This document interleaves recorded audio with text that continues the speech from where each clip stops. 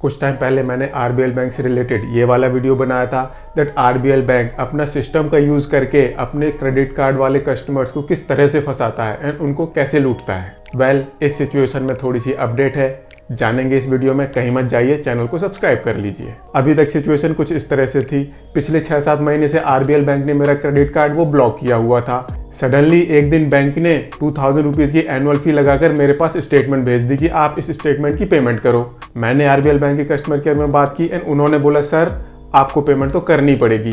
मैंने उनको समझाया एंड उन्होंने 2000 रुपीज़ की रिवर्सल की रिक्वेस्ट तो डाल दी, बट मुझे बोला आपको जीएसटी की पेमेंट तो करनी पड़ेगी। 2000 रुपीज़ के ऊपर 18% के हिसाब से जीएसटी वो 360 रुपीज़ होता है। मैंने उनको उसी टाइम बोला हुआ था दैट इसके रिगार्डिंग में कोई भी पेमेंट नहीं करने वाला।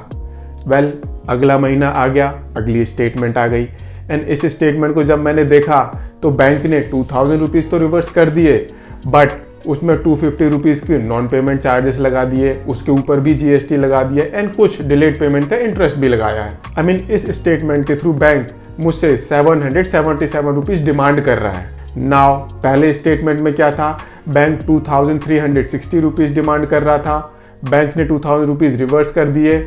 आइडियली मुझे 360 रुपीज़ देने चाहिए थे, अब बैंक उसके बदले में 777 रुपीज़ डिमांड कर रहा है। आई मीन जो पिछले महीने का अमाउंट ड्यू था बैंक के हिसाब से, रियलिटी में तो कुछ भी नहीं होना चाहिए था।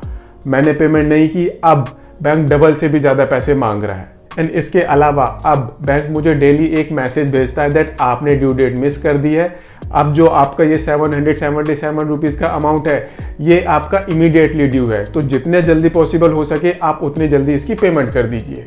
नाउ अब यहाँ पर बैंक क्या करने की कोशिश कर रहा है, बेसिकली कुछ भी अमाउंट नहीं बन रहा है, बट बैंक अपना सिस्टम का यूज़ करके मुझसे as of now 777 rupees demand कर रहा है।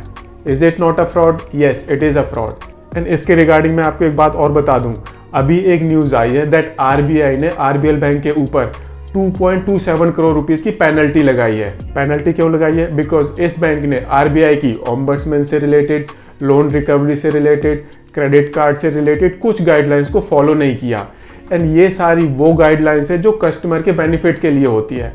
आई मीन जो आरबीआई कस्टमर के बेनिफिट्स के लिए डायरेक्शन देता है, आरबीएल बैंक उसको फॉलो नहीं करता है एंड उसी के लिए आरबीआई ने इस बैंक की पेनल्टी भी लगाई है।